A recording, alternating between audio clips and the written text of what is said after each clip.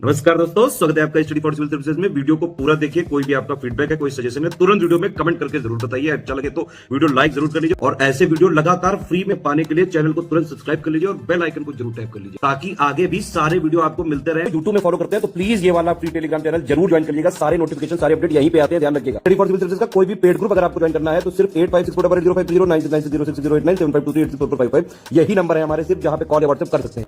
Instagram पे हमारा page जरूर फॉलो कर लीजिएगा, study for civil dot services है। ट्विटर पे हमको जरूर फॉलो कर लीजिएगा, @स्टडी फॉर सिविल्स है। सारे क्वेश्चन अटेम्प्ट करिए और स्कोर अपना तुरंत कमेंट करके बताइए। नमस्कार दोस्तों, आप सभी का स्वागत है स्टडी फॉर एग्जाम्स में। दोस्तों, आज से हम लोग यूपी ट्रिपल वीडियो एग्जाम के लिए करंट अफेयर की एक सीरीज़ शुरू कर रहे हैं, जिसका यह पहला वीडियो है। और इस सीरीज़ के माध्यम से हम लोग टोटल लगभग 500 टॉप मोस्ट करंट अफेयर को कवर करेंगे।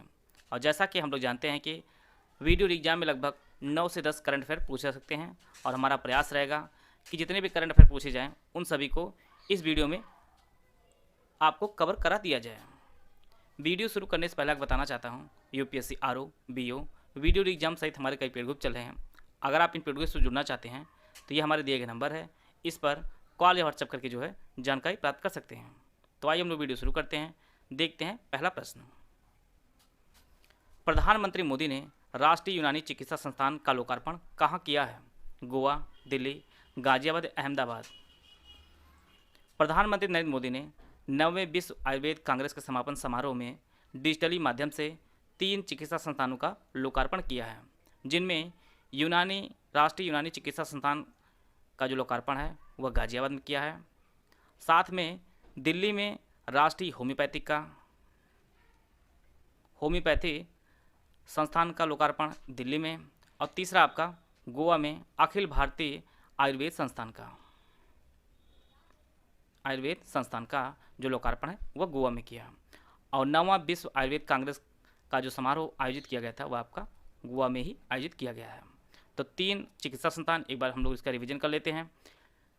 अखिल भारतीय आयुर्वेद संस्थान का जो लोकार्पण वह गोवा में, दिल्ली में राष्ट्रीय होम्योपैथी संस्थान, और गाजियाबाद में यूनानी चिकित्सा संस्थान का जो लोकार्पण है वह नरेंद्र मोदी ने किया है। तो इस प्रश्न का जो आंसर होगा आपका सी, गाजियाबाद होगा। जम्मू कश्मीर के बाद हाल ही में लिथियम का भंडार कहाँ मिला है? राजस्थान, महाराष्ट्र, उत्तर प्रदेश या बिहार? अभी हाल ही में जम्मू कश्मीर में जो है लिथियम के भंडार प्राप्त हुए हैं, और इसके पश्चात राजस्थान में भी 59 लाख टन लिथियम का भंडार मिला है। और लिथियम का जो प्रयोग किया जाता है वो खास तौर से बैटरी बनाने में लिथियम का प्रयोग किया जाता है। तो राजस्थान में भी जो है लिथियम का भंडार मिला है। तो इसका जो ऑप्शन ए है वह सही है। तीर्थों और पर्यटन स्थलों में स्वच्छता बनाए रखने के लिए किस राज्य की पुलिस ने विशेष अभियान ऑपरेशन मर्यादा शुरू किया है? ऑपरेशन मर्यादा को उत्तराखंड पुलिस ने शुरू किया है तीर्थों और पर्यटन स्थलों में स्वच्छता बनाए रखने के लिए। तो इसका जो ऑप्शन डी है वह सही है। भारत द्वारा सितवे बंदरगाह का निर्माण किस देश में किया गया है? बांग्लादेश, श्रीलंका, म्यांमार या मालदीव? सितवे बंदरगाह का जो निर्माण भारत ने वह म्यांमार में किया है। तो इसका जो ऑप्शन सी है वह सही है।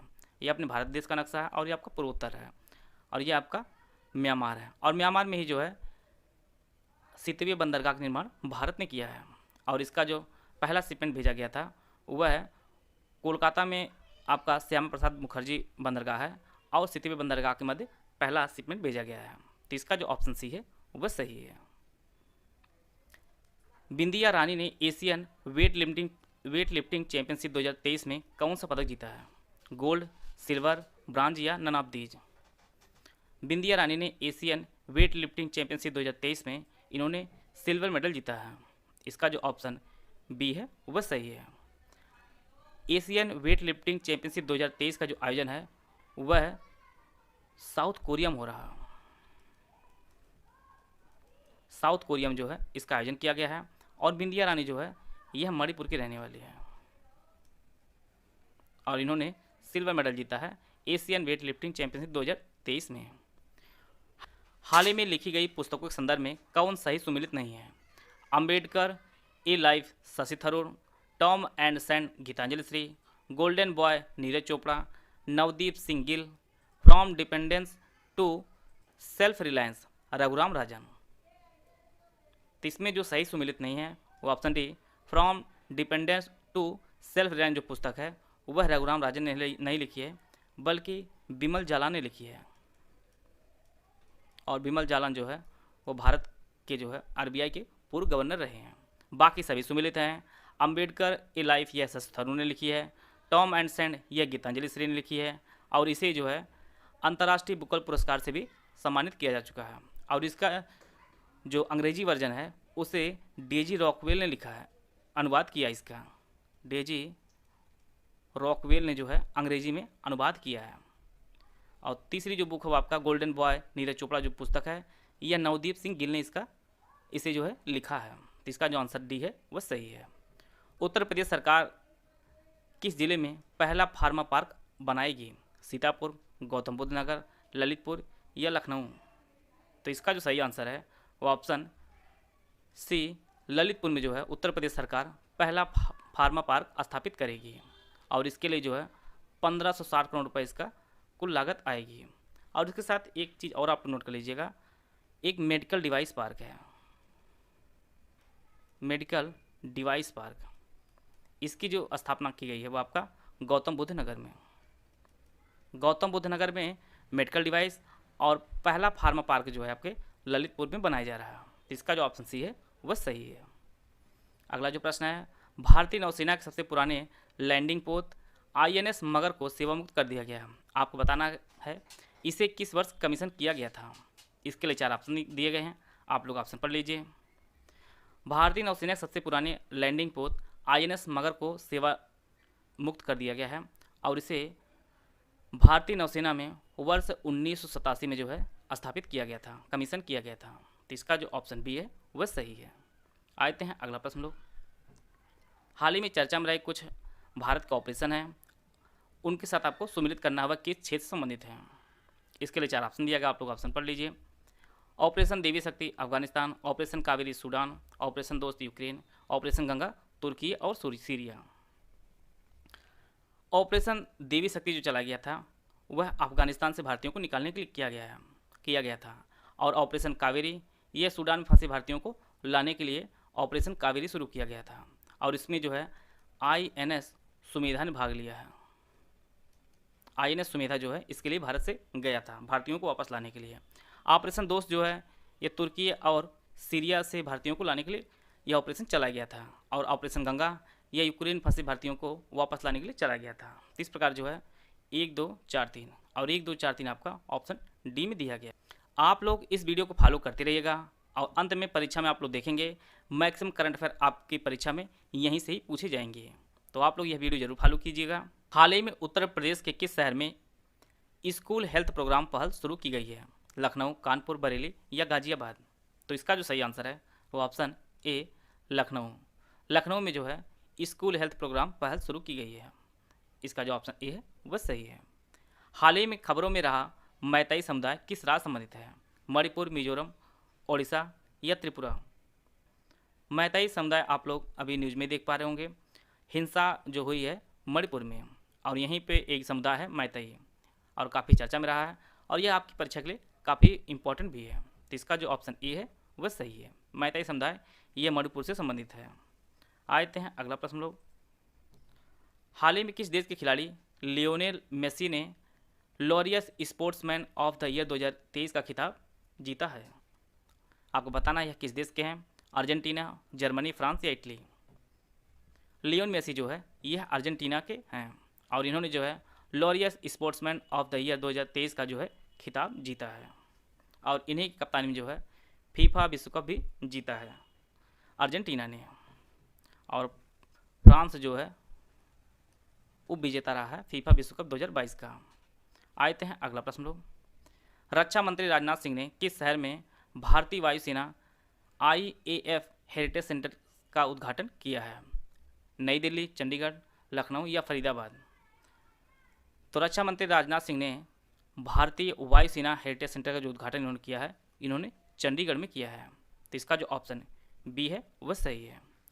आइए हम लोग कुछ डिफेंस संबंधी कुछ इंपॉर्टेंट फैक्ट को हम लोग देख लेते हैं। वर्तमान में चीफ ऑफ डिफेंस स्टाफ के पद पर जो हैं वह जनरल अनिल चौहान जी हैं। अनिल चौहान वर्तमान में CDS हैं। हमारे वर्तमान में सेना प्रमुख जो है वह जनरल मनोज पांडे जी हैं। वायुसेना प्रमुख वर्तमान में वह आपके मार्शल वी.आर. चौधरी जी हैं, और नौसेना प्रमुख वर्तमान में भारत के वह एडमिरल आर. हरि कुमार हैं। इस प्रकार जो है जितने भी उच्च पदाधिकारी हैं उनको हम लोग देख लिए हैं। आइए देखते हैं हम लोग अगला प्रश्न। किस संस्थान ने अंतरिक्ष विज्ञान और प्रौद्योगिकी जागरूकता प्रशिक्षण, जिसे हम लोग स्टार्ट के नाम से जानते हैं, यह जो ऑनलाइन प्रशिक्षण कार्यक्रम है, यह किसने इसकी घोषणा की है? एचएएल, डीआरडीओ, इसरो या नन ऑफ दीज? स्टार्ट जो ऑनलाइन प्रशिक्षण कार्यक्रम है, इसकी जो घोषणा है वह इसरो ने की है। तो इसका जो ऑप्शन सी है वह सही है। हम लोग थोड़ा इसरो बारे में जान लेते हैं। इसरो की जो स्थापना है वह 15 अगस्त वर्ष 1969 को इसरो की स्थापना हुई है, और इसका जो मुख्यालय है वह बेंगलुरु में है। बेंगलुरु में इसरो का मुख्यालय है, और वर्तमान में जो इसके अध्यक्ष हैं, वर्तमान में इसरो के जो अध्यक्ष हैं वह यह सोमनाथ हैं। यह सोमनाथ वर्तमान में इसरो के अध्यक्ष हैं। तो इसका जो ऑप्शन सी है वह सही है। हाल ही में जारी रिपोर्ट के अनुसार स्वच्छ भारत मिशन ग्रामीण चरण 2 के अंतर्गत देश के कितने प्रतिशत गांव अब खुले में शौच मुक्त का दर्जा हासिल कर लिया है? 30%, 40%, 50% या 65%? यह जो आंकड़ा है वह 50% हो गया है। स्वच्छ भारत मिशन ग्रामीण चरण 2 के तहत जो है लगभग कुल आबादी का 50% हो गया है। स्वच्छ भारत मिशन जो शुरू किया गया था वह 2 अक्टूबर वर्ष 2014 में शुरू किया गया था। इसका जो ऑप्शन सी है वह सही है। हाल ही में भारत के पूर्व राष्ट्रपति रामनाथ कोविंद ने भारत रत्न डॉक्टर अंबेडकर अवार्ड से किसे सम्मानित किया है? योगी आदित्यनाथ, केशव प्रसाद मौर्य, ब्रिजेश पाठक या दिनेश शर्मा? तो यह जो अवार्ड प्रदान किया गया है वह उत्तर प्रदेश के मुख्यमंत्री योगी आदित्यनाथ को यह अवार्ड प्रदान किया गया है पूर्व राष्ट्रपति रामनाथ कोविंद द्वारा। तो इसका जो ऑप्शन ए है वह सही है। हाल ही में ऐतिहासिक सोमनाथ मेला मासी 2023 किस राज्य में आयोजित किया गया है? उत्तर प्रदेश, उत्तराखंड, झारखंड या बिहार? तो यह जो मेला आयोजित किया गया है यह उत्तराखंड में आयोजित किया गया है। उत्तराखंड के अल्मोड़ा में सोमनाथ मेला मासी 2023 का आयोजन किया गया है। तो इसका जो ऑप्शन बी है वह सही है। और वर्तमान में उत्तराखंड के जो मुख्यमंत्री हैं वो पुष्कर धामी जी हैं। तो इसका जो ऑप्शन बी है वह सही है। हाल ही में किस राज्य की एक बैगा आदिवासी महिला लहरी बाई को अंतर्राष्ट्रीय बाजरा वर्ष के लिए ब्रांड एम्बेसडर घोषित किया गया है? आपको बताना है यह किस राज्य संबंधित है? मध्य प्रदेश, झारखंड, मेघालय या त्रिपुरा? तो यह जो है 87 वर्षीय महिला हैं लहरी बाई, और यह आपके मध्य प्रदेश की हैं। इसका जो ऑप्शन ए है वह सही है। और इन्होंने 150 से ज़्यादा मिलेट की किस्मों का जो है संरक्षण किया है। और जैसा कि हम लोग जानते हैं कि वर्ष 2023 को अंतर्राष्ट्रीय बाजरा वर्ष घोषित किया गया है भारत के अनुमोदन पर। तो इसका जो ऑप्शन ए है वह सही है। भारत में एआई चैटबॉट बार्ड किसके द्वारा लॉन्च किया गया है? गूगल, मेटा, एप्पल या आईबीएम? तो भारत में एआई चैटबॉट बार्ड जो लॉन्च किया गया है यह गूगल द्वारा लॉन्च किया गया है। इसका जो ऑप्शन ए है वह सही है। आते हैं अगला प्रश्न लोग। कृषि मंत्री नरेंद्र सिंह तोमर की अध्यक्षता में आयोजित एससीओ देशों की कृषि मंत्रियों की 8वीं बैठक में स्मार्ट कृषि कार्य योजना को अपनाया गया है। आपको बताना है कि एससीओ का मुख्यालय कहाँ स्थित है? जिनेवा, नई दिल्ली, दुबई या बीजिंग? एससीओ का जो मुख्यालय है वह बीजिंग में स्थित है। इसका जो ऑप्शन डी है वह सही है। एससीओ की जो स्थापना है वह वर्ष 2000 में एससीओ की स्थापना हुई है, और इसमें टोटल वर्तमान में 8 सदस्य देश हैं, जिनमें आपका रूस है, चाइना है, भारत है, पाकिस्तान है, कजाकिस्तान, किर्गिस्तान, तजाकिस्तान और उज्बेकिस्तान। टोटल जो है 8 इसके सदस्य देश हैं। और 9वां जो सदस्य बनने वाला है भारत इसका एससीओ का वह ईरान बनेगा 2023 में। ईरान जो है इसका 9वां सदस्य बनने के लिए तैयार है। और भारत जो है वर्ष 2017 में एससीओ का एक सदस्य देश बना था। इसका मुख्यालय आपका बीजिंग में स्थित है। आते हैं अगला प्रश्न लोग। छठे हिंद महासागर सम्मेलन की मेजबानी किस देश ने की है? भारत, बांग्लादेश, इंडोनेशिया या मालदीव? तो 12 से 13 मई के मध्य जो है छठे हिंद महासागर सम्मेलन की जो मेजबानी है वह बांग्लादेश ने की है। और इस बार इसकी जो थीम रखी गई है वह शांति, समृद्धि एवं लचीले भविष्य के लिए साझेदारी इसकी थीम रखी गई है। और इसकी जो मेजबानी वह बांग्लादेश ने की है। अप्रैल 2023 में किन 2 राज्यों के मुख्यमंत्रियों ने केंद्रीय गृह मंत्री अमित शाह की उपस्थिति में सीमा विवाद समझौता नामसाई घोषणा पत्र पर हस्ताक्षर किए हैं? आपको बताना है कि नामसाई घोषणा पत्र पर किन 2 राज्यों के मुख्यमंत्रियों ने हस्ताक्षर किए हैं, और यह भी केंद्रीय गृह मंत्री अमित शाह की उपस्थिति में यह हस्ताक्षर हुए हैं। यहाँ पे 4 ऑप्शन दिया गया, आप लोग ऑप्शन पढ़ लीजिए। सेम इसी पैटर्न पर 2022 की पीसीएस प्रीलिम्स परीक्षा में इसी प्रकार के प्रश्न पूछा गया था। यहाँ पे थोड़ी सा यहाँ शब्दों का जो चयन किया गया काफ़ी अच्छा किया गया है। इनमें ध्यान दीजिएगा, यहाँ पर उपस्थिति केंद्रीय गृह मंत्री अमित शाह की रही है, इन्होंने इस पर साइन नहीं किया। साइन सिर्फ 2 राज्यों ने किया है, एक आपके असम के मुख्यमंत्री हेमंत बिस्वा शर्मा ने किया है और दूसरा अरुणाचल प्रदेश के मुख्यमंत्री पेमा खांडू ने नामसाई घोषणा पत्र पर हस्ताक्षर किए हैं। तो यह चीज़ आप लोग जरूर ध्यान दीजिएगा, हस्ताक्षर सिर्फ 2 लोगों ने किया है, उपस्थिति सिर्फ थी केंद्रीय गृह मंत्री अमित शाह की। तो इस प्रकार जो है इसका जो ऑप्शन सी है वह सही है। हाल ही में किस पूर्व लोकसभा सांसद को मई 2023 में शताब्दी पुरुष मैन ऑफ द सेंचुरी की उपाधि से सम्मानित किया गया है? पंडित रामकिशन, डॉक्टर शफीकुर रहमान बर्क, कल्याण सिंह कालवी या इनमें से कोई नहीं। मैन ऑफ द सेंचुरी जो उपाधि दी गई है वह समाजवादी नेता पंडित रामकिशन जी को दी गई है। तो इसका जो ऑप्शन ए है वह सही है।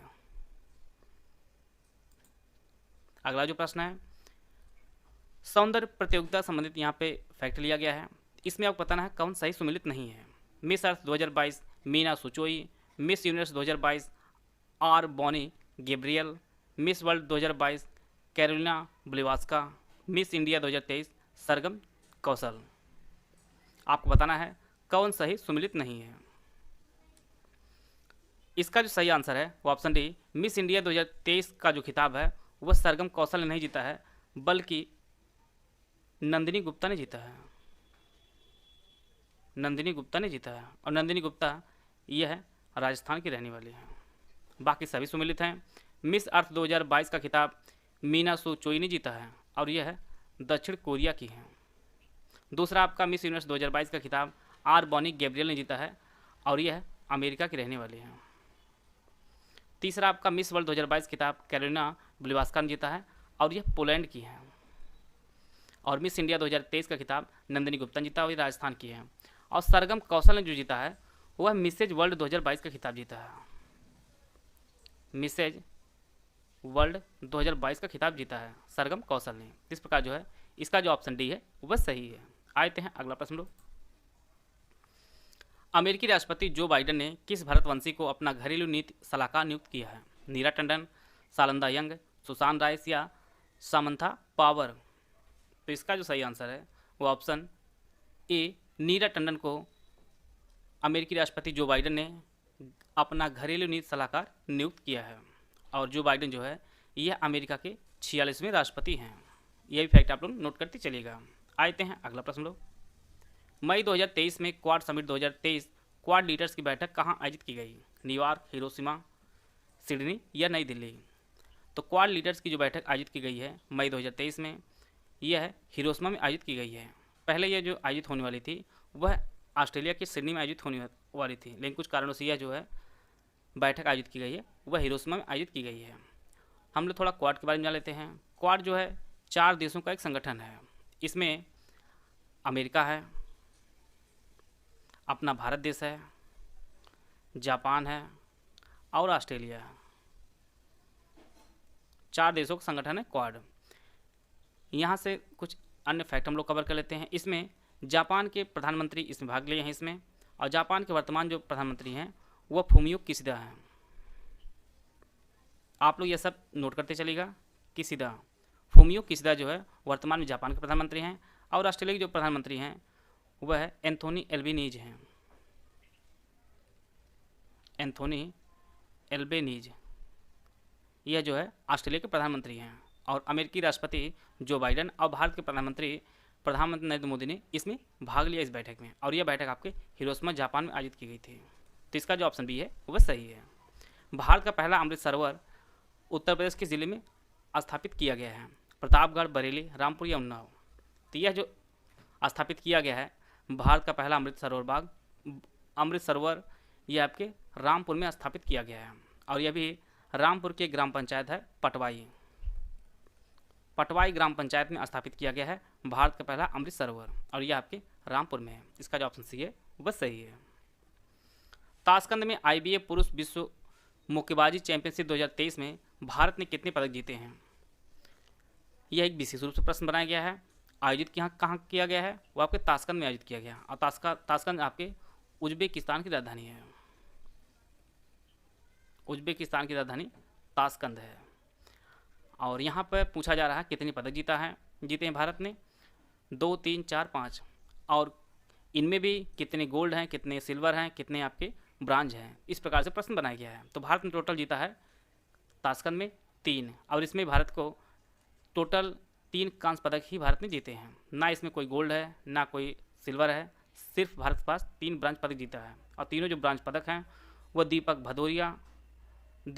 भोरिया, मोहम्मद हुसानुमुद्दीन और निशांत देव, इन तीनों ने जो है कांस्य पदक जीता है, जो ताशकंद में आयोजित की गई है IBA पुरुष विश्व कप मुक्केबाजी चैंपियनशिप 2023 में। तो इसका जो ऑप्शन बी है वह सही है।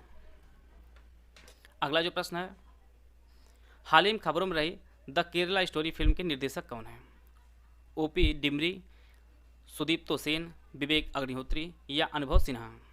तो इसका जो सही आंसर है वो ऑप्शन बी सुदीप्तो सेन जो है ये द केरला स्टोरी के फिल्म निर्देशक हैं। और आप लोग काफ़ी न्यूज़ में भी देखे होंगे, अखबार के माध्यम, टीवी के माध्यम से, कि यह काफ़ी चर्चा में रही फिल्म है, काफ़ी विवादित फिल्म रही है द केरला स्टोरी, और ये आपकी परीक्षा के लिए भी काफ़ी इंपॉर्टेंट है।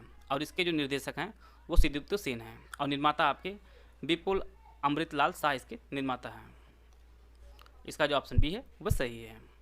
भारत सरकार ने टीबी उन्मूलन का लक्ष्य कब तक रखा है? 2025, 2027, 2028 या 2030? भारत ने टीबी उन्मूलन जो लक्ष्य रखा है वो 2025 रखा है। इसका जो ऑप्शन बी है, सॉरी ऑप्शन ए है, वह सही है। और अभी हाल ही में द्रौपदी मुर्मू जो भारत की राष्ट्रपति हैं, इन्होंने प्रधानमंत्री टीबी मुक्त भारत अभियान शुरू किया है। और यहाँ पे एक पोर्टल लॉन्च किया गया है, निक्षय मित्र पोर्टल। निक्षय मित्र पोर्टल लॉन्च किया गया है टीबी उन्मूलन के लिए। तो इसका जो ऑप्शन ए है वह सही है। आते हैं अगला प्रश्न लोग, अमृत धरोहर योजना किससे संबंधित है? आर्द्रभूमियों से, पेंशन से, शिक्षा से या टीकाकरण से? अभी बजट में ही जारी किया गया है, इसकी घोषणा की गई है अमृत धरोहर योजना को, और यह संबंधित है, यह आर्द्रभूमियों संबंधित है। देश में आर्द्रभूमियों के संरक्षण और प्रबंधन के लिए अमृत धरोहर योजना शुरू किया गया है। इसका जो ऑप्शन ए है वह सही है। और वर्तमान में भारत की कुल 75 आर्द्रभूमियों को रामसर साइट में जोड़ा गया है। वर्तमान में रामसर साइट भारत में कुल 75 है। इसका जो ऑप्शन ए है वह सही है। यहाँ सैन्य अभ्यास संबंधित एक प्रश्न बनाया गया है, आपको बताना है कौन सही सुमिलित नहीं है। कॉप इंडिया 2023 अभ्यास भारत और अमेरिका, सलाइनेक्स 23 समुद्री अभ्यास भारत श्रीलंका, कोंकर्स 2023 समुद्री अभ्यास भारत और इंग्लैंड, और सैन्य मैत्री अभ्यास भारत और सिंगापुर। आपको बताना है कौन सही सुमिलित नहीं है। कॉप इंडिया 2023 अभ्यास यह भारत और अमेरिका में आयोजित किया गया है, और यह एक वायुसेना का अभ्यास है, और यह इसका 6वां संस्करण आयोजित किया गया है कलाई कुआ पश्चिम बंगाल में आयोजित किया गया है। कॉप इंडिया 2023 अभ्यास भारत और अमेरिका के मध्य, सलाइनेक्स 23 समुद्री अभ्यास यह भारत और श्रीलंका के मध्य आयोजित किया गया है। कोंकण 2023 समुद्री अभ्यास यह भारत और इंग्लैंड की सेना के मध्य आयोजित किया गया है, और यह अरब सागर के कोंकण तट पर आयोजित किया गया है। और इसमें इंग्लैंड की सेना, जिसे हम लोग रॉयल नेवी के नाम से जानते हैं, इसने भाग लिया था, रॉयल नेवी भाग लिया था। सैन्य मैत्री अभ्यास यह भारत और सिंगापुर के मध्य नहीं, बल्कि भारत और जापान के मध्य आयोजित किया गया है, और यह एक वायुसेना का अभ्यास है। तो इसका जो सही आंसर होगा वो ऑप्शन डी, सैन्य मैत्री अभ्यास यह भारत और जापान की वायुसेना के मध्य किया गया है। तो इसका जो ऑप्शन डी है वह सही है। भारत ने विकास के पथ पर एकता के प्रतीक के रूप में किस शहर में G20 पार्क विकसित करने का प्रस्ताव रखा है? बेंगलुरु, कोलकाता, नई दिल्ली या हैदराबाद? तो भारत ने जो विकसित करने का प्रस्ताव रखा है G20 पार्क को, यह अपने नई दिल्ली में रखा है, विकास के पथ पर एकता के प्रतीक के रूप में। इसका जो ऑप्शन सी है वह सही है। और भारत 2023 में G20 की अध्यक्षता भी कर रहा है। आते हैं अगला प्रश्न। भारतीय वायुसेना में वीरता पुरस्कार पाने वाली पहली महिला अधिकारी कौन बनी है? आवन चतुर्वेदी, भावना कांत, दीपिका मिश्रा या इनमें से कोई नहीं? तो यह है विंग कमांडर दीपिका मिश्रा हैं, और यह आपके राजस्थान की हैं। यह वायुसेना में वीरता पुरस्कार पाने वाली पहली महिला अधिकारी बनी है, दीपिका मिश्रा। इसका जो ऑप्शन सी है वह सही है। हाल ही में किस राज्य सरकार ने अपनी पहली तरह का पहला जल बजट पेश किया है? केरल, कर्नाटक, महाराष्ट्र या गुजरात? तो इसका जो सही आंसर है वो ऑप्शन ए केरल। केरल में गर्मियों के पानी की समस्या को कम करने के लिए केरल सरकार ने अपनी तरह का पहला जल बजट पेश किया है। तो इसका जो ऑप्शन ए है वह सही है। आते हैं अगला प्रश्न लोग। निंगालू ग्रहण एक हाइब्रिड सूर्य ग्रहण है। आपको बताना है यह किस दिन लगा था। अभी 2023 में यह लगा था। आपको बताना है वह दिन 1 अप्रैल, 5 अप्रैल, 9 अप्रैल या 20 अप्रैल। तो इसका जो सही आंसर है वो ऑप्शन डी 20 अप्रैल को निंगालू ग्रहण लगा है और यह एक हाइब्रिड सूर्य ग्रहण है। पिछली बार यह 2013 में लगा था, फिर इसके बाद 2023 में लगा है और अगला आपका लगेगा 2031 में। और यह पृथ्वी की सतह की वक्रता एवं वलयाकार सूर्य ग्रहण से पूर्व सूर्य ग्रहण में परिवर्तन होने के कारण यह होता है और यह 20 अप्रैल 2023 को यह ग्रहण लगा है। सूर्य ग्रहण की कुछ स्थिति आप लोग देख लीजिए या कुछ इस प्रकार का मान लीजिए। जब आपकी चंद्रमा सूर्य और अर्थ के बीच, ये आपकी पृथ्वी है, मान लीजिए यह आपकी चंद्रमा है और यह आपका सूर्य है। जब सूर्य और पृथ्वी के मध्य चंद्रमा आ जाती है तो यह आपका सूर्य ग्रहण लगता है। दूसरी एक स्थिति है, एक आपकी चंद्र ग्रहण है। चंद्र ग्रहण जो स्थिति होती है वह कुछ इस प्रकार की होती है। इसमें पृथ्वी जो है वह बीच में आ जाती है और एक तरफ आपका चंद्रमा हो और दूसरी तरफ आपका सूर्य है। सूर्य और चंद्रमा के मध्य जब पृथ्वी आ जाती है तो ये आपकी चंद्र ग्रहण की स्थिति हो जाती है और दूसरी आपकी सूर्य ग्रहण की स्थिति है। सूर्य ग्रहण में चंद्रमा बीच में आ जाता है सूर्य और पृथ्वी के मध्य। आते हैं अगला प्रश्न लोग। उत्तर प्रदेश को $1 ट्रिलियन की अर्थव्यवस्था बनाने का लक्ष्य कब तक निर्धारित किया गया है? 2024 तक, 2027 तक, 2028 तक या 2030 तक? तो इसका जो सही आंसर है वो ऑप्शन बी वर्ष 2027 तक उत्तर प्रदेश की अर्थव्यवस्था को $1 ट्रिलियन बनाने का लक्ष्य रखा गया है। तो इसका जो ऑप्शन बी है वह सही है। आते हैं अगला प्रश्न लोग। Invest in our planet theme के साथ पृथ्वी दिवस 2023 किस दिन मनाया गया है? 2 अप्रैल, 11 अप्रैल, 16 अप्रैल या 22 अप्रैल? तो इसका जो सही आंसर है वो ऑप्शन डी 22 अप्रैल को पृथ्वी दिवस मनाया गया है और इस बार की जो थीम रखी गई थी इन्वेस्ट इन आवर प्लानिट, इसकी थीम रखी गई थी। इसका जो ऑप्शन डी है वह सही है। हमारा प्रयास है कि आपको मैक्सिमम जो डाटा है वह इसी क्वेश्चन फॉर्मेट में ही बना के दे दिया जाए, जिससे आप लोगों को परीक्षा में किसी भी प्रकार के प्रश्न आपके पूछा जाए तो आप लोग इसका उत्तर देने में सक्षम हो सकें। तो आप लोग वीडियो देखते भी रहिएगा और अपने साथ में अपने दोस्तों को शेयर भी करते रहिएगा। Stockholm International Peace Research Institute, जिसे हम लोग सिप्री के नाम जानते हैं, इसकी टॉप 100 रक्षा कंपनियों में भारत कितनी कंपनियों को शामिल किया गया है? 2, 4, 5, 6? तो भारत की 2 कंपनियों को शामिल किया गया है। इनमें आपका एक HAL है, दूसरा आपका भेल है। हिंदुस्तान एरोनॉटिक्स लिमिटेड एक आपका है, दूसरा आपका भारत इलेक्ट्रॉनिक्स लिमिटेड, ये आपका दूसरी कंपनी है। तो टोटल 2 कंपनियों को शामिल किया गया है सिपरी के टॉप 100 और अच्छा कंपनियों की, और सबसे अधिक जो कंपनी शामिल है वह अमेरिका की है। इसका जो ऑप्शन ए है वह सही है। 2026 में फीफा वर्ल्ड कप का कौन सा संस्करण आयोजित होगा? 20वां, 21वां, 22वां या 23वां? तो 2023 में फीफा वर्ल्ड कप जो आयोजित होगा वो फीफा वर्ल्ड कप का 23वां संस्करण आयोजित होगा और इसे जो आयोजित किया जाएगा वह अमेरिका, कनाडा और मैक्सिको, यह 3 देशों की संयुक्त मेज़बानी में आयोजित किया जाएगा फीफा वर्ल्ड कप 2026। इससे पहले जो 22वां आयोजित किया गया था यह कतर में आयोजित किया गया था। इसमें विजेता जो रहे हैं वह अर्जेंटीना रहा है, और उप विजेता आपका फ्रांस रहा है। और यह प्रत्येक 4 वर्ष के अंतराल पर आयोजित किया जाता है। और पहला जो फीफा वर्ल्ड कप खेला गया था वह वर्ष 1930 में खेला गया था और यह उरुग्वे में खेला गया था और उरुग्वे ने इसे जीता भी था। पहला जो फीफा वर्ल्ड कप जीता था वह उरुग्वे ने जीता था। और 2022 में कुछ 2 पुरस्कार विशेष रूप से आप लोग याद कर लीजिएगा। एक आपका गोल्डन बूट होता है, गोल्डन बूट जिसे किलियन एम्बापे को दिया गया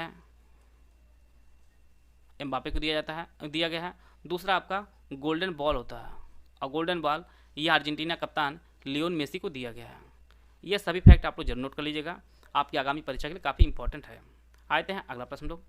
राष्ट्रीय खाद्य सुरक्षा अधिनियम NFSSA के लिए राज्य रैंकिंग सूचकांक के पहले संस्करण में आपको बताना है उत्तर प्रदेश का कौन सा स्थान रहा है, पहला, दूसरा, तीसरा या चौथा। इसमें उत्तर प्रदेश का दूसरा स्थान रहा है राष्ट्रीय खाद्य सुरक्षा अधिनियम की रैंकिंग में।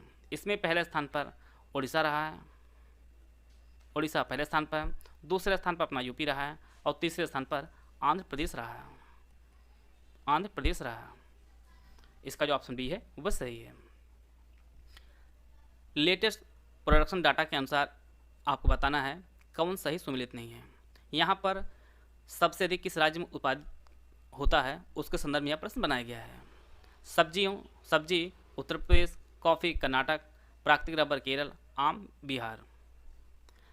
तो इसका जो सही आंसर है वो ऑप्शन डी, आम का जो सबसे अधिक उत्पादन होता है वह बिहार में नहीं होता है बल्कि आंध्र प्रदेश में होता है, आंध्र प्रदेश में होता है।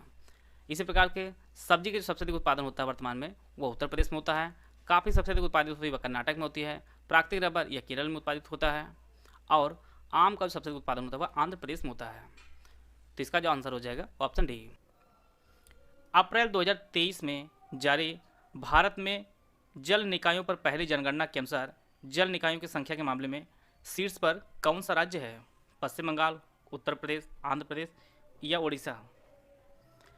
जल शक्ति मंत्रालय ने पहली बार जल निकायों पर पहली जनगणना जारी की है और वर्तमान में जल शक्ति मंत्रालय के जो मंत्री हैं वह गजेंद्र सिंह शेखावत हैं।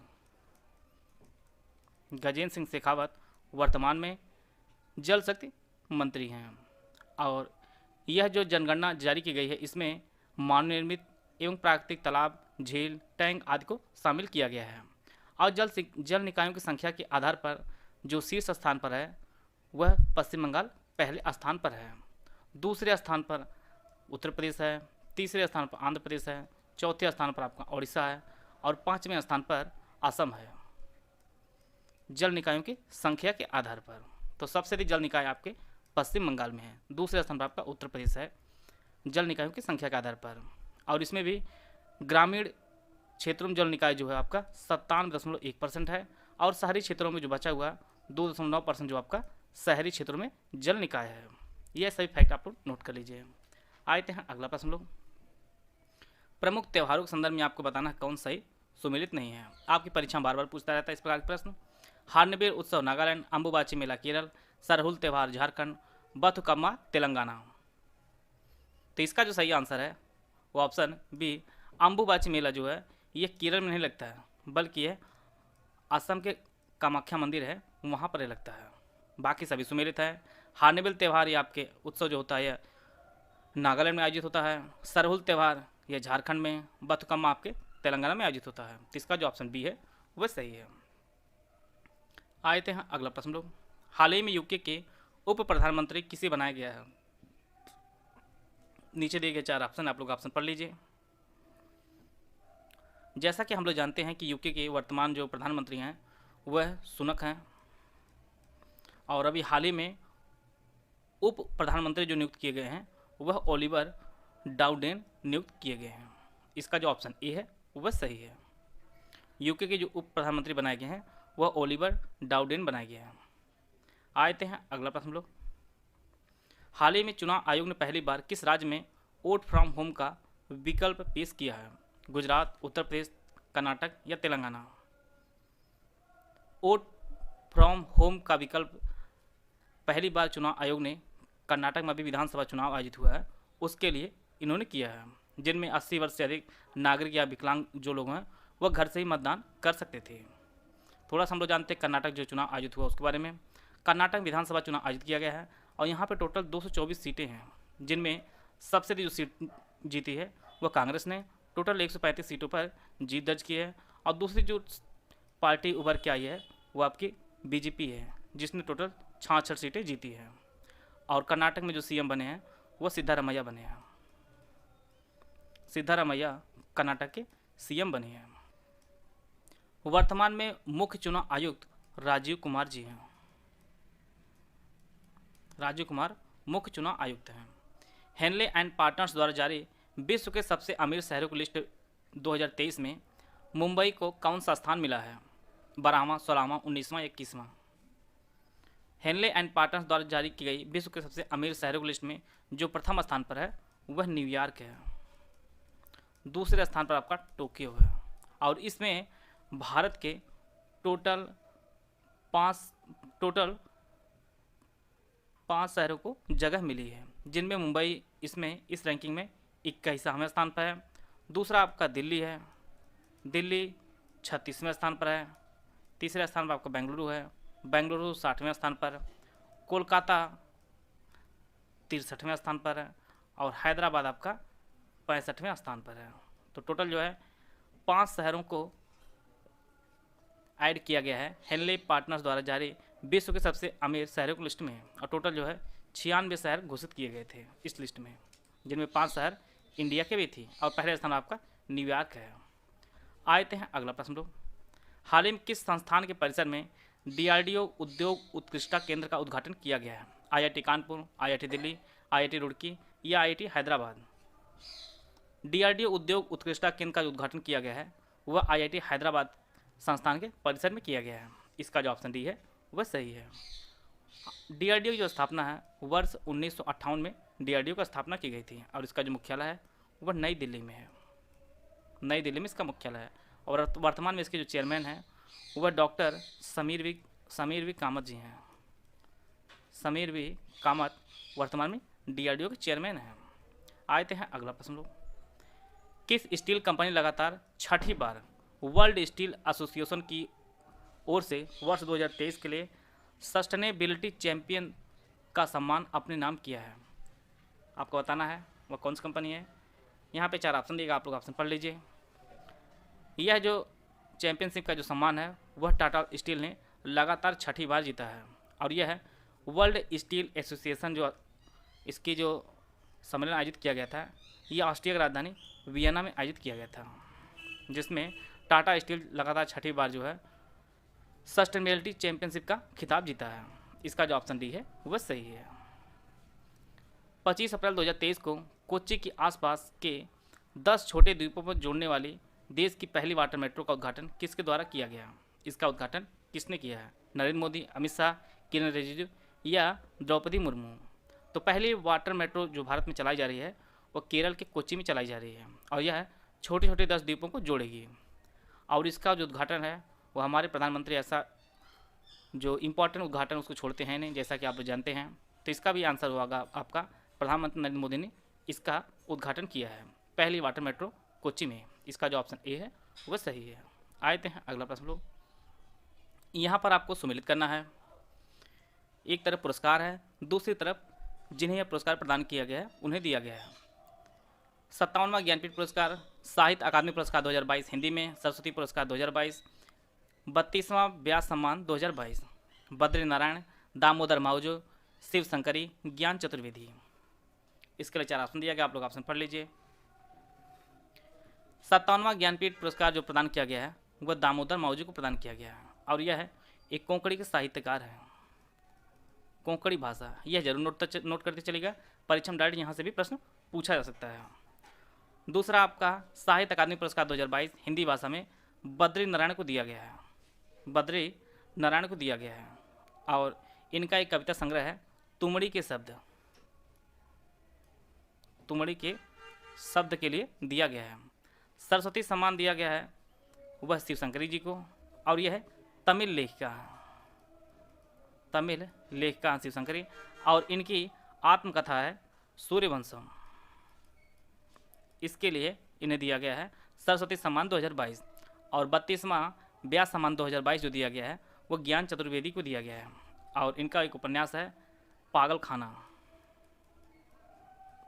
खाना। उपन्यास के लिए 32वां व्यास सम्मान 2022 प्रदान किया गया है और सूर्यवंशम इन्होंने शिव शंकरी जी ने लिखा है वर्ष 2019 में इन्होंने लिखा था। तो इस प्रकार जो है इसका जो सही आंसर होगा वो ऑप्शन सी इसका सही आंसर होगा। 2 1 3 4। आते हैं अगला प्रश्न लोग। खेलो इंडिया यूनिवर्सिटी गेम्स 2023 मेजबान शहरों में कौन सा शहर शामिल नहीं है? लखनऊ, गोरखपुर, वाराणसी या कानपुर? जैसा कि हम लोग जानते हैं कि खेलो इंडिया यूनिवर्सिटी गेम्स 2023 का आयोजन उत्तर प्रदेश कर रहा है और उत्तर प्रदेश के कुल 4 शहर जो है इसकी मेज़बानी करेंगे। इनमें आपका गोरखपुर है, लखनऊ है, वाराणसी है, और चौथा आपका नोएडा है। इसमें कानपुर शामिल नहीं है, तो इसका जो आंसर डी है वह सही है। और यह है खेलो इंडिया यूनिवर्सिटी गेम्स का जो है यह तीसरा संस्करण आयोजित किया जाएगा। पहला जो संस्करण है वो 2020 में ओडिशा में आयोजित किया गया था, और 2022 में जो आयोजित किया गया वह कर्नाटक में आयोजित किया गया था, और 2023 में यह उत्तर प्रदेश इसकी मेज़बानी कर रहा है। आते हैं अगला प्रश्न लोग। IRCTC ने 5 अप्रैल 2023 से किस शहर से सिख तीर्थयात्रियों के लिए गुरु कृपा यात्रा ट्रेन की शुरुआत की है? अमृतसर, लखनऊ, दिल्ली या जयपुर से? सिख तीर्थयात्रियों के लिए जो दर्शनीय स्थल है उसके लिए गुरु कृपा यात्रा ट्रेन शुरू की गई है, और यह जो ट्रेन शुरू की गई है यह लखनऊ शुरू की गई है। और इसके तहत जितने भी सिख तीर्थ स्थल हैं, जिनमें आपका आनंदपुर साहिब, अमृतसर, नांदेड़, पटना, भटिंडा, सरहिंद, इन सभी तीर्थ स्थलों का जो है दर्शन कराया जाएगा। और यह जो ट्रेन चलाई गई है यह लखनऊ शुरू की गई है। इसका जो ऑप्शन बी है वह सही है। आते हैं अगला प्रश्न लोग। हाल ही में किस भारतीय उद्योगपति को ऑस्ट्रेलिया के सर्वोच्च सम्मान नागरिक सम्मान ऑर्डर ऑफ ऑस्ट्रेलिया सम्मानित किया गया है? मुकेश अंबानी, रतन टाटा, अजीम प्रेम जी या लक्ष्मी मित्तल? यह प्रश्न काफ़ी इंपॉर्टेंट है, इसको आप जरूर नोट कर लीजिएगा। और यह जो सम्मान दिया गया है वह रतन टाटा जी को दिया गया है, ऑर्डर ऑफ ऑस्ट्रेलिया का, जो ऑस्ट्रेलिया का सर्वोच्च नागरिक सम्मान है। इसका जो ऑप्शन बी है वह सही है। देश में 2022-23 के दौरान सबसे अधिक संख्या में उत्पादों के लिए भौगोलिक संकेतक GI टैग का दर्जा पाने वाले राज्यों में शीर्ष पर कौन सा राज्य है? केरल, कर्नाटक, महाराष्ट्र या गुजरात? तो सबसे अधिक जो GI टैग दिया गया है 2022-23 के दौरान वह केरल को दिया गया है, टोटल 6। तो इसका जो ऑप्शन ए है वह सही है। आते हैं अगला प्रश्न लोग। 68वें नेशनल फिल्म अवार्ड्स में सर्वाधिक फिल्म अनुकूल राज्य कौन सा चुना गया? गुजरात, उत्तर प्रदेश, मध्य प्रदेश या तेलंगाना? 68वें नेशनल फिल्म अवार्ड्स में सर्वाधिक फिल्म अनुकूल राज्य चुना गया है वो आपका मध्य प्रदेश चुना गया है। इसका जो ऑप्शन सी है वह सही है। आते हैं अगला प्रश्न लोग। हाल ही में किस राज्य में स्थित माणा गांव को देश के पहले गांव के रूप में घोषित किया गया है? आपको बताना है यह गांव किस राज्य में है, सिक्किम, उत्तराखंड, गुजरात या राजस्थान? तो इसका जो सही आंसर है वो ऑप्शन भी, यह माणा गांव ये आपके उत्तराखंड में है, और इसे पहले अंतिम गांव के नाम से पुकारा जाता था। और यह जो गांव है यह भारत चीन की सीमा पर स्थित है, आपका माणा गांव, और इसे भारत के पहले गांव के रूप में घोषित किया गया है, और यह आपके उत्तराखंड में स्थित है। ग्लोबल इन्वेस्टर समिट में उत्तर प्रदेश के किस जिले में सबसे अधिक निवेश आएगा? गौतम बुद्ध नगर, आगरा, लखनऊ या सोनभद्र? तो सबसे अधिक जो निवेश आएगा यह गौतम बुद्ध जिले में आएगा, ग्लोबल इन्वेस्टर समिट के अनुसार। तो इसका जो ऑप्शन ए है वह सही है। सबसे अधिक जो निवेश आएगा ग्लोबल इन्वेस्टर समिट से वो सबसे अधिक गौतम बुद्ध नगर में आएगा। भारत का G20 अध्यक्षता का विषय वसुधैव कुटुंबकम या एक पृथ्वी एक कुटुंब एक भविष्य जो विषय है यह कहाँ से लिया गया है? ऋग्वेद, महाउपनिषद, सामवेद या अथर्ववेद? भारत वर्ष 2023 के G20 की अध्यक्षता कर रहा है, और इसकी जो विषय रखी गई है वह वसुधैव कुटुंबकम, एक पृथ्वी एक कुटुंब एक भविष्य। और यह जो वाक्य लिया गया है यह महाउपनिषद से लिया गया है। इसका जो ऑप्शन बी है वह सही है। यहाँ पे कई फैक्ट है, इन सभी फैक्ट को आप लोग नोट करते चलिएगा। आते हैं अगला प्रश्न लोग। PM नरेंद्र मोदी ने किस राज्य में देश के पहले डिजिटल साइंस पार्क की आधारशिला रखी है? केरल, कर्नाटक, महाराष्ट्र या गुजरात? तो इसका जो सही आंसर है वो ऑप्शन ए, केरल के तिरुअनंतपुरम में प्रधानमंत्री नरेंद्र मोदी ने देश के पहले डिजिटल साइंस पार्क की आधारशिला रखी है। तो इसका जो ऑप्शन ए है वह सही है। आते हैं अगला प्रश्न लोग। फोर्ब्स की दुनिया में 100 सबसे शक्तिशाली महिलाओं की सूची में कितनी भारतीय महिलाओं को शामिल किया गया है? 5, 6, 7, 8? फोर्ब्स की दुनिया में 100 सबसे अधिक शक्तिशाली महिलाओं की सूची में कुल टोटल 6 भारतीय महिलाओं को शामिल किया गया है। इनमें निर्मला सीतारमण जी हैं जिनकी 37 रैंक है, रोशनी नाडा मल्होत्रा जिनकी 52वीं रैंक है, इसके बाद माधवी पुरीबुच जिनकी 54वीं रैंक है और यह सेबी की चेयरपर्सन है। साथ में किरण मजुमदार जिनकी 72वीं रैंक है, फाल्गुनी नायर जिनकी 88 रैंक है और साथ में सोमा मंडल जिनकी 67वीं रैंक है। टोटल जो है 6 भारतीय महिलाओं को टॉप 100 सर्वाधिक शक्तिशाली महिलाओं की सूची में शामिल किया गया है। इसका जो ऑप्शन बी है वह सही है। आते हैं अगला प्रश्न लोग। भारत के समुद्री तटों के ब्लू फ्लैग सर्टिफिकेशन मिला है कितने तटों को, ये आपको बताना है 10, 11, 12 या 14। तो वर्तमान में भारत के टोटल 12 समुद्री तटों को ब्लू फ्लैग सर्टिफिकेशन मिला है। पहले 10 था, बाद में 2 समुद्री तटों को ब्लू फ्लैग सर्टिफिकेशन मिला है और वह है आपके लक्षद्वीप के 2 तट थे जिनमें आपका मिनिकॉय-थुंडी बीच और दूसरा आपका कदमत बीच। टोटल जो है 12 समुद्री तटों को ब्लू फ्लैग सर्टिफिकेशन मिला है। इसका जो ऑप्शन सी है वह सही है। मैत्री थर्मल पावर प्लांट किस देश में स्थापित किया गया है, नेपाल, श्रीलंका, बांग्लादेश या म्यांमार। तो इसका जो सही आंसर है वो ऑप्शन सी, बांग्लादेश में भारत ने मैत्री थर्मल पावर प्लांट स्थापित किया है और इसमें भारत की जो है एनटीपीसी कंपनी स्थापित किया है और यह 2 संयंत्र हैं जिनमें एक 660 मेगावाट का है, दूसरा 2 है 660 मतलब 660 का, टोटल 1320 मेगावाट का यह संयंत्र है मैत्री थर्मल पावर प्लांट और यह बांग्लादेश में स्थापित किया गया है और इसमें भारत की एनटीपीसी कंपनी ने इसे स्थापित किया है। आते हैं अगला प्रश्न लोग। यहाँ पर आपको सम्मिलित करना है। एक तरफ जो हाल ही में मूर्तियाँ स्थापित की गई हैं, कहाँ पर स्थापित की गई हैं, इसके संदर्भ में आपको सम्मिलित करना है। Statue of equality, statue of prosperity, statue of peace और स्टैच्यू ऑफ नॉलेज। स्थान है बेंगलुरु, हैदराबाद, पौली राजस्थान, लातूर महाराष्ट्र। इसके लिए 4 ऑप्शन है, ऑप्शन आप लोग पढ़ लीजिए। स्टैच्यू ऑफ इक्वालिटी जो है यह रामानुजाचार्य जी की है और यह हैदराबाद में स्थापित की गई है। स्टैच्यू ऑफ इक्वालिटी हैदराबाद में स्थापित की गई है। स्टैच्यू ऑफ प्रॉस्पेरिटी जो है यह बेंगलुरु के संस्थापक कैंपे गोंडा जी की है और यह बेंगलुरु में स्थापित की गई है।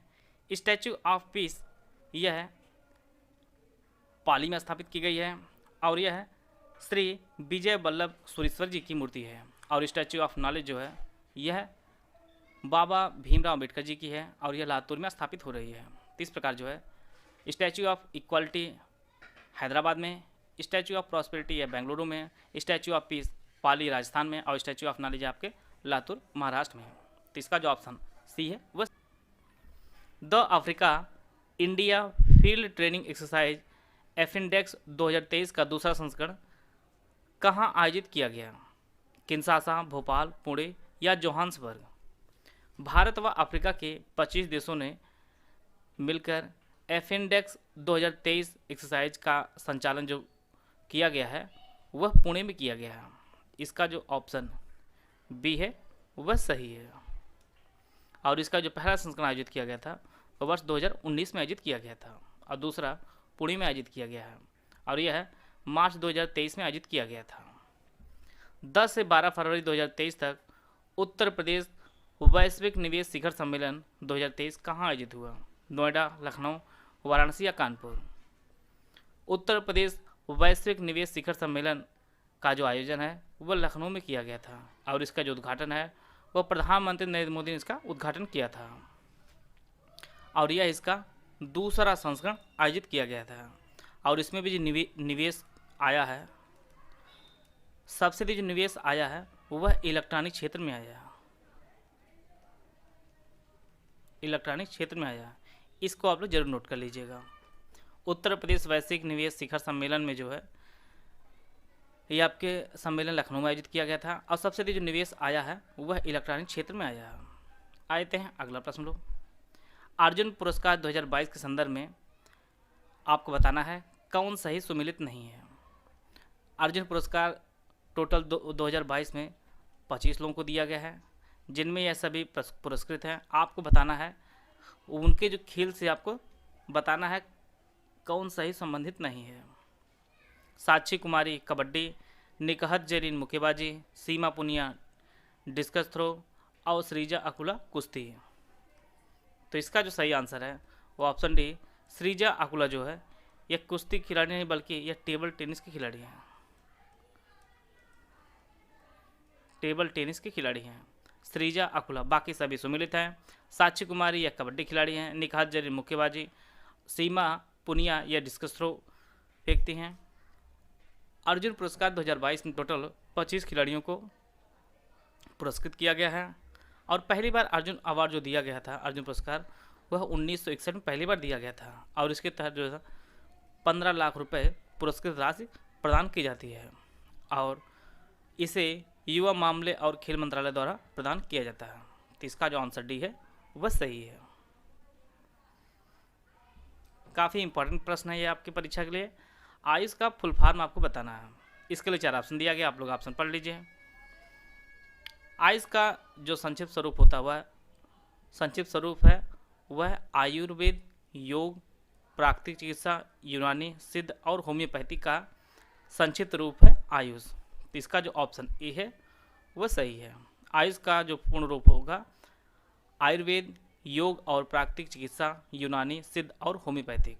इसका जो ऑप्शन ए है वह सही है और इसी के लिए जो है आयुष मंत्रालय वर्ष 2014 में स्थापित किया गया था और वर्तमान में जो इसके मंत्री हैं वह सर्बानंद सोनोवाल आयुष विभाग के मंत्री हैं। आते हैं अगला प्रश्न लोग। एशियाई कुश्ती चैंपियनशिप में भारत ने कुल कितने पदक जीते हैं? यहाँ पे ऑप्शन दिया गया है। यहाँ पर कुल पदक भी दिया गया है और साथ में गोल्ड, सिल्वर और ब्रॉन्ज का जो है स्वरूप भी दिया गया है आप लोगों को आसानी से याद रखने के लिए। एशियाई कुश्ती चैंपियनशिप यह कजाकिस्तान के अस्ताना में हुई है। कजाकिस्तान के अस्ताना में एशियाई कुश्ती चैंपियनशिप आयोजित की गई है और वहाँ पर भारत ने टोटल 14 पदक जीता है, जिनमें भारत के 1 गोल्ड है, 3 सिल्वर है और 10 आपके ब्रांज पदक है। तो इसका जो ऑप्शन बी है वह सही है और टोटल 14 पदक सहित भारत 7वें स्थान पर रहा है और इसमें सभी जो पदक जीते गए हैं वह हरियाणा के पहलवानों ने जीते हैं और यह है एशियाई कुश्ती चैंपियनशिप का 36वां संस्करण आयोजित किया गया है कजाकिस्तान के अस्ताना में और इसमें एक जो गोल्ड मेडल जीते हैं वह अमन सहरावत जी जीते हैं। अमन सहरावत एकमात्र गोल्ड मेडल जीते हैं। टोटल भारत ने 14 पदक जीते हैं। अगला प्रश्न है, भारत ने किस देश को 20 मीट्रिक टन गेहूं भेजने का फैसला किया है? केनिया, लीबिया, यूक्रेन या अफगानिस्तान? तो भारत जो है ईरान के चाबहार पोर्ट है,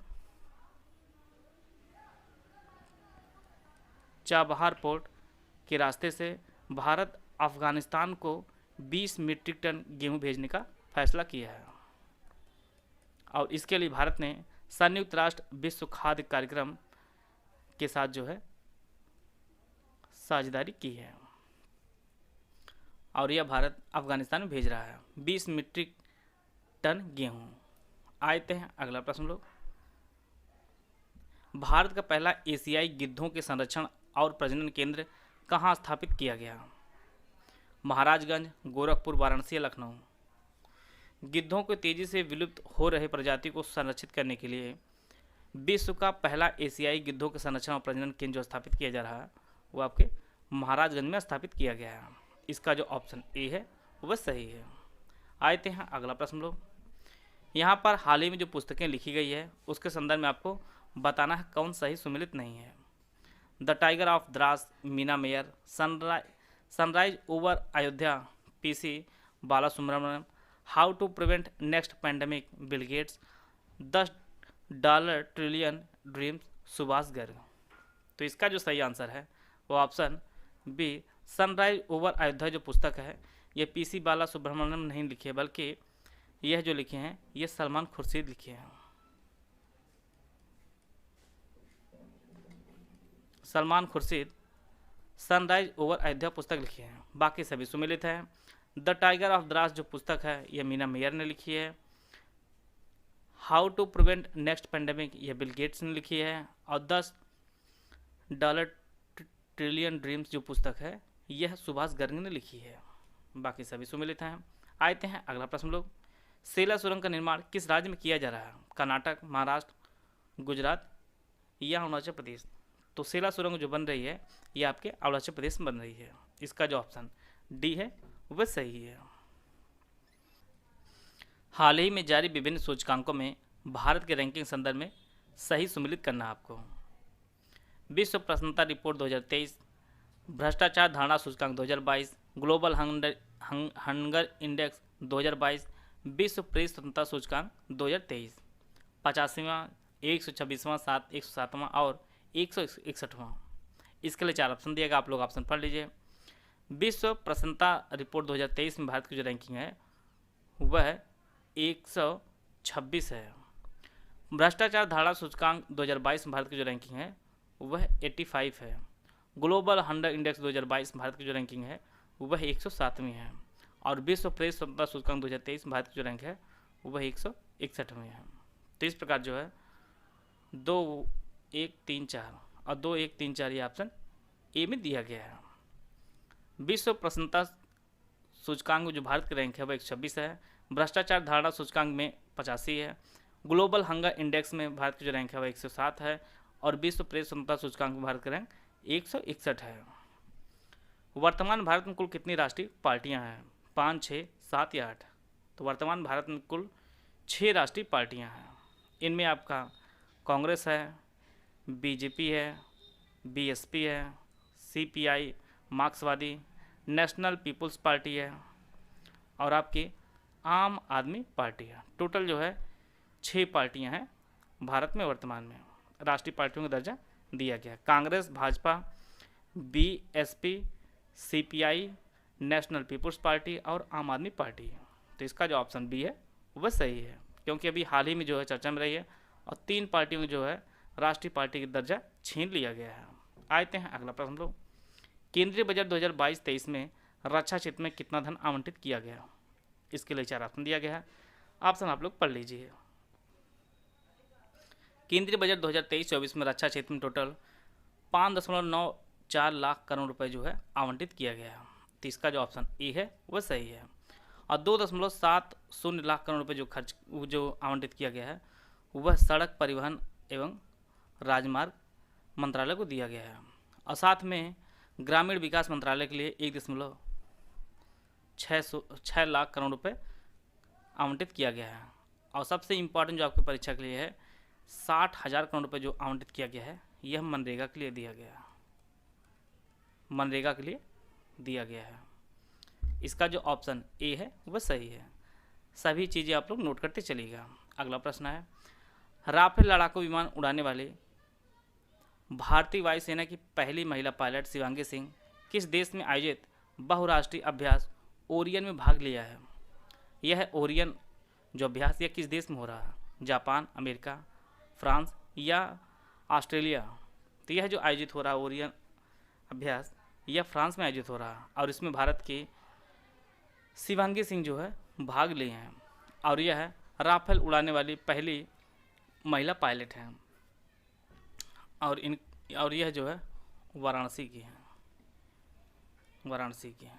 इसका जो ऑप्शन सी है वह सही है, शिवांगी सिंह वाराणसी की है। अगला प्रश्न है, कुछ इंपॉर्टेंट डेट्स होती है वह आपकी परीक्षा के लिए उपयोगी है, इसलिए यह प्रश्न बनाया गया है। 5 मई 2023 को WHO ने वैश्विक स्वास्थ्य आपातकाल के रूप में कोविड-19 के अंत की घोषणा की है। आपको बताना है कोविड-19 को सार्वजनिक स्वास्थ्य आपातकाल कब घोषित किया गया था? 30 जनवरी 2020, 25 मार्च 2020, 18 जून 2020, 24 अगस्त 2020।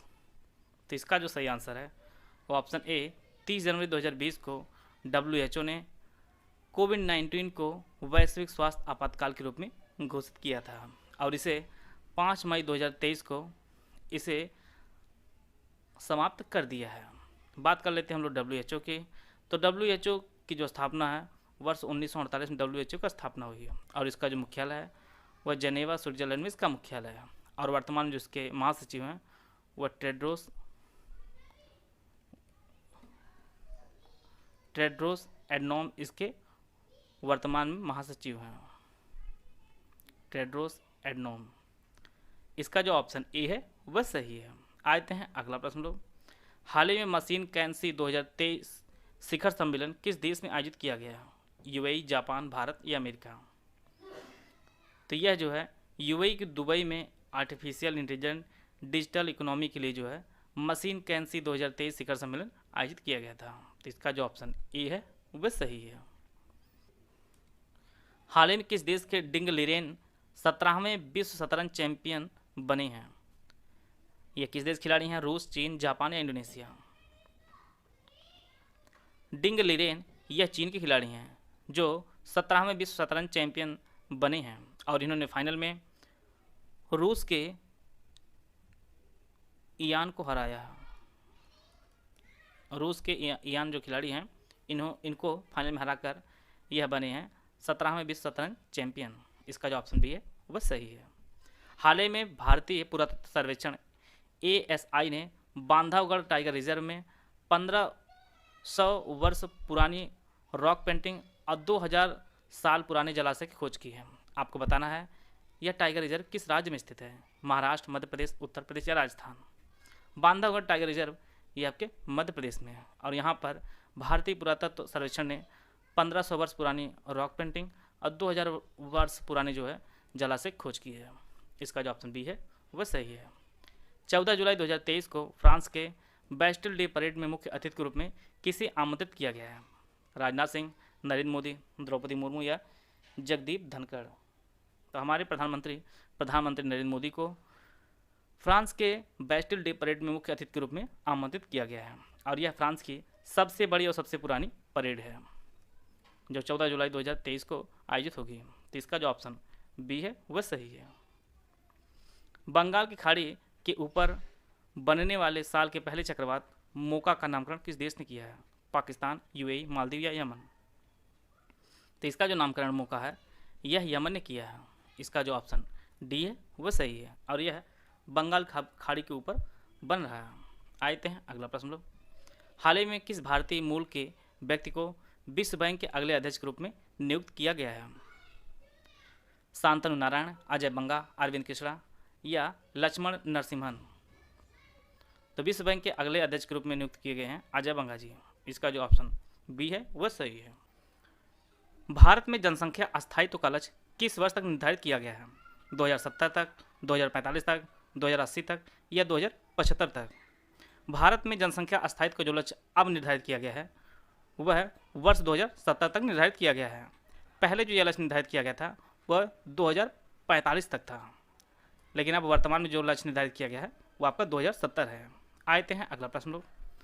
भारतीय जैविक डेटा सेंटर कहाँ पर स्थापित किया जा रहा है? हरियाणा, पंजाब, उत्तर प्रदेश या गुजरात?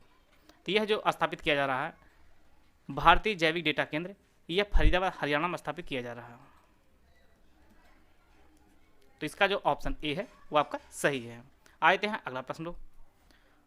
उत्तर प्रदेश के निम्नलिखित शहरों में से कौन सा शहर भारत की अध्यक्षता के दौरान G20 के 200 सत्रों में से 11 बैठकों के लिए स्थल के रूप में शामिल नहीं किया गया है? आगरा, वाराणसी, ग्रेटर नोएडा या कानपुर? उत्तर प्रदेश में 4 जगह जो है G20 की बैठक आयोजित होनी है। उनमें आपका आगरा है, वाराणसी है, ग्रेटर नोएडा है और आपका लखनऊ है। उसमें कानपुर शामिल नहीं है। इसका जो ऑप्शन डी है वह सही है और भारत जो है G20 की अध्यक्षता कर रहा है वर्ष 2023 में। आते हैं अगला प्रश्न लोग। फरवरी 2023 में भारत के सबसे बड़े हेलीकॉप्टर निर्माण संयंत्र का उद्घाटन निम्नलिखित में से किस स्थान पर हुआ है? चकेरी उत्तर प्रदेश, नासिक महाराष्ट्र, तुमकुरु कर्नाटक, कोयम्बटूर तमिलनाडु? तो इसे प्रधानमंत्री नरेंद्र मोदी ने HAL हेलीकॉप्टर निर्माण संयंत्र का जो उद्घाटन है वह तुमकुरु कर्नाटक में इन्होंने किया है और यह भारत का ही नहीं एशिया का सबसे बड़ा हेलीकॉप्टर निर्माण संयंत्र है कर्नाटक में। इसका जो ऑप्शन सी है वो आपका सही है। आते हैं अगला प्रश्न लोग। हाल ही में मैरीलेबोन क्रिकेट क्लब के अगले अध्यक्ष के रूप में किसे चुना गया है? Mark Nicholls, Michael Slater, Mike Hesson या एलन विल्किंस? तो इसका जो सही आंसर है वो ऑप्शन ए मार्क निकोलस बनेंगे मैरीलेबोन क्रिकेट क्लब के अगले अध्यक्ष और यह जो यह स्टीफन फ्राई का जो है पद जो है धारण करेंगे। वर्तमान में जो अध्यक्ष हैं वो मैरीलेबोन क्रिकेट क्लब के वह स्टीफन फ्राई हैं और इनका जो कार्यकाल शुरू होगा मार्क निकोलस का, वह 1 अक्टूबर 2023 इनका कार्यकाल शुरू होगा। और मार्क निकोलस जो है यह इंग्लैंड के पूर्व क्रिकेटर रहे हैं और मैरिलेबोन क्रिकेट क्लब ये आपका भी लंदन में है और इसके जो अध्यक्ष अगले नियुक्त किए गए हैं वो मार्क निकोलस चुने गए हैं। आते हैं अगला प्रश्न लोग। मई 2023 में आयोजित दोहा डायमंड लीग का खिताब किसने जीता है? अरशद नदीम, नीरज चोपड़ा, जैकब वडलेल्ज या एंडरसन पीटर्स? दोहा डायमंड लीग का जो खिताब है वह भारत के सितारे नीरज चोपड़ा जी ने इसे जीत लिया है। इसका जो ऑप्शन बी है वह सही है और इन्होंने टोटल 88.67 मीटर जेवलिन को फेंक कर जो है यह खिताब इन्होंने जीता है। और इसमें दूसरे स्थान पर जो है वह चेक गणराज्य के जैकब रहे हैं और इसका जो खिताब वह नीरज चोपड़ा जी जीते हैं और इन्होंने ओलंपिक में गोल्ड मेडल भी जीता है। नीरज चोपड़ा जो हरियाणा के रहने वाले हैं। आते हैं अगला प्रश्न लोग। ईरानी ट्रॉफी 2022-23 का खिताब किसने जीता है? Rest of India, Madhya Pradesh, Saurashtra या तमिलनाडु? ईरानी ट्रॉफी 2022-23 का जो खिताब है वह रेस्ट ऑफ इंडिया ने जीता है और इन्होंने इसे 30वीं बार जीता है और फाइनल में इन्होंने मध्य प्रदेश को हराया। तो इसका जो ऑप्शन ए है वो आपका सही है। निम्नलिखित में से किसने स्पियर्स पुस्तक लिखी है? King Charles, Prince Harry, Prince Philip या प्रिंस विलियम्स? प्रिंस हैरी ने स्पियर्स नामक पुस्तक लिखी है। इसका जो ऑप्शन बी है वह सही है। आते हैं अगला प्रश्न लो। 25 दिसंबर 2022 को निम्नलिखित में से किस देश द्वारा 1 जनवरी 2005 के बाद जन्मे हुए पुरुषों के लिए 1 वर्ष की सैनिक सेवा अनिवार्य कर दी गई है? किस देश द्वारा? म्यांमार, अफगानिस्तान, श्रीलंका या ताइवान? तो यह जो अनिवार्य सेवा कर दी गई है यह ताइवान द्वारा की गई है। इसका जो ऑप्शन डी है वहाँ पर सही है। यहाँ पर पुरुषों के लिए 1 वर्ष की जो है सैनिक सेवा अनिवार्य कर दी गई है। डी ऑप्शन आपका सही है। जनवरी 2023 में किस एयरलाइंस का विमान नेपाल में दुर्घटनाग्रस्त हुआ? नेपाल एयरलाइन, तारा एयरलाइन, बुद्धा एयरलाइन या यति एयरलाइन? तो इसका जो सही आंसर है वो ऑप्शन डी यति एयरलाइन जो है यह नेपाल में दुर्घटनाग्रस्त हो गई थी और इसमें टोटल 72 लोगों की मृत्यु हो गई थी और यह एक पोखरा हवाई अड्डे है उसी के पास यह दुर्घटना हुई थी और यह जो विमान था वह यति एयरलाइंस का था। आते हैं अगला प्रश्न लोग। दिसंबर 2022 में सुदर्शन प्रहार सैन्य अभ्यास कहाँ आयोजित किया गया था? मध्य प्रदेश, उत्तर प्रदेश, गुजरात या राजस्थान? सुदर्शन प्रहार सैन्य अभ्यास भारतीय सेना द्वारा यह राजस्थान में आयोजित किया गया था। इसका जो ऑप्शन डी है वह सही है। वर्तमान हमारे सेनाध्यक्ष जो हैं वो आपके मनोज पांडे जी हैं।